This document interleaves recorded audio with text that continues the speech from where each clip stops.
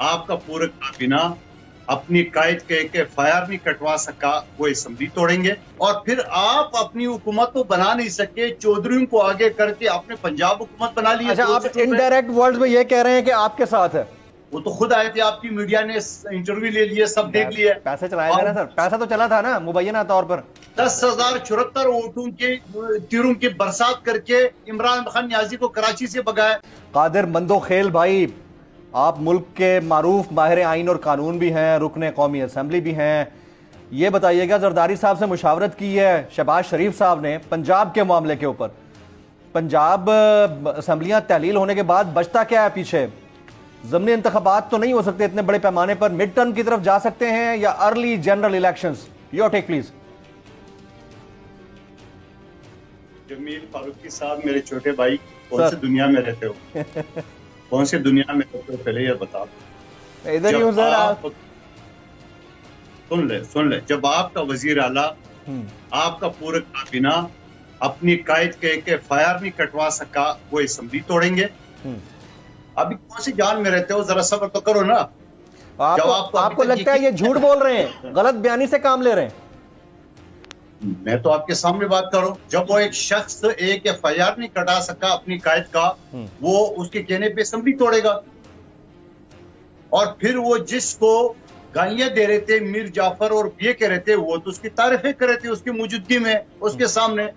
अभी भी आपको नौशाए दीवार नजर नहीं आया? अभी भी आपको पता नहीं चल रहा है कि वो कौन है, आपका साथ है कि नहीं है? और फिर आप अपनी हुकूमत को बना नहीं सके, चौधरी को आगे करके आपने पंजाब हुकूमत बना ली। अच्छा, आप इनडायरेक्ट वर्ड्स में ये कह रहे हैं कि आपके साथ है? इनडायरेक्ट वर्ड्स में तो आप यही कह रहे हैं ना? मैं ये नहीं कहता हूं हमारे साथ है, मैं ये कहता हूं कि जो शख्स आपकी FIR नहीं कटवा सके। हारिस नवाज साहब हंस रहे हैं इधर। आपकी असेंबली तोड़ेंगे वो। आप मुझे बात बताएं, सिंपल सा फार्मूला है। और फिर दूसरी बात है, माजी में जो 9 सीटें खाली की है, 9 में तो 2 पीपल्स पार्टी ने छीन लिए। 10,074 वोटों के तीरों की बरसात करके इमरान खान नियाजी को कराची से भगाया।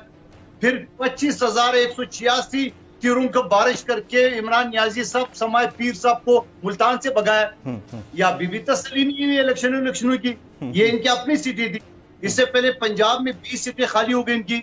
20 में से तो 5 जो है ना वो अपोजिशन ने छीन लिए। अभी भी तसल्ली नहीं उनकी। चलो थोड़ी देर के लिए मैं सोचता हूँ असेंबली टूट जाए।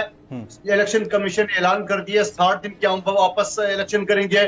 चलो अल्लाह करे 100% जीत जाए, फिर क्या होगा? अपनी हुकूमत बनाएंगे। कौन सी हमारी हुकूमत छीनी उन्होंने? और फिर मैं ये भी कहना चाह रहा हूँ, वो कहते हैं ना कि बकरी निकली है दांत सिंग लगवाने, अपनी कान कटवाई। आप वफाकी हुकूमत खत्म करनी आए, अपनी हुकूमत गवाह बैठे।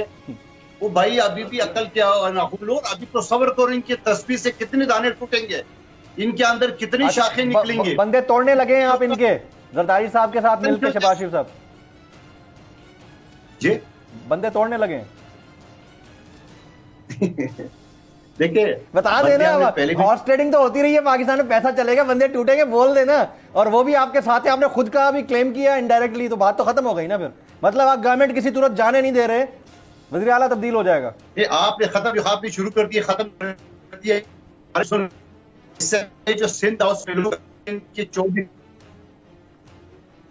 24 MNA जो सिंध हाउस आए थे, हाँ।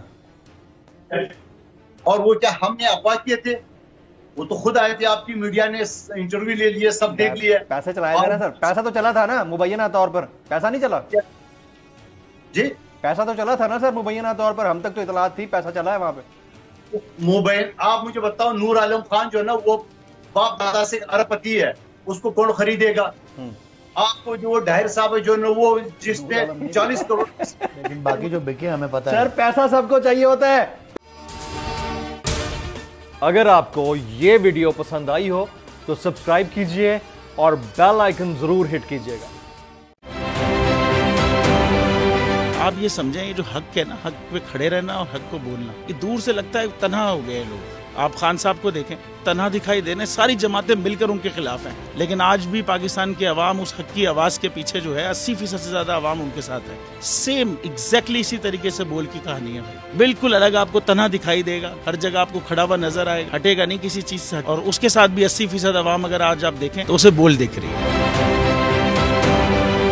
जाली केस है ना, ये हम पे उस वक्त बनाए गए थे जब हुकूमत यही थी, इन्हीं लोगों की हुकूमत थी ना, और ये जाली केस, इनको मैं नहीं कह रहा इस केस को जाली केस, इनको पाकिस्तान में क्या पूरी दुनिया में एक ऐसा शिकायत कुंदा नहीं मिला, एक ऐसा कंप्लेनेंट नहीं मिला जिसने ये कहा हो कि हमारे साथ फ्रॉड हुआ है। तो ये खुद ही बन गए कंप्लेनेंट, और ये खुद ही इन्होंने खुद ही इन्वेस्टिगेशन की, उसकी खुद ही तफ्तीश भी की, यानी कि कंप्लेनेंट भी है, इन्वेस्टिगेशन ऑफिसर भी है, और इन द एंड इन्होंने फिर उसके बावजूद ये कोर्ट में जमा कराया कि जी ये केस जाली केस था और इसमें किसी किस्म जो कुछ एग्जैक्ट कर रहा था सब लीगल। ये मेरी बात नहीं है, ये इनके इन्वेस्टिगेशन ऑफिसर की बात। सबसे ज्यादा व्यूज और सबसे ज्यादा रेटिंग के साथ बोल आज भी रहा नंबर 1 पर। सब्सक्राइब करें और बेल दबाएं ताकि कोई खबर रह न जाए।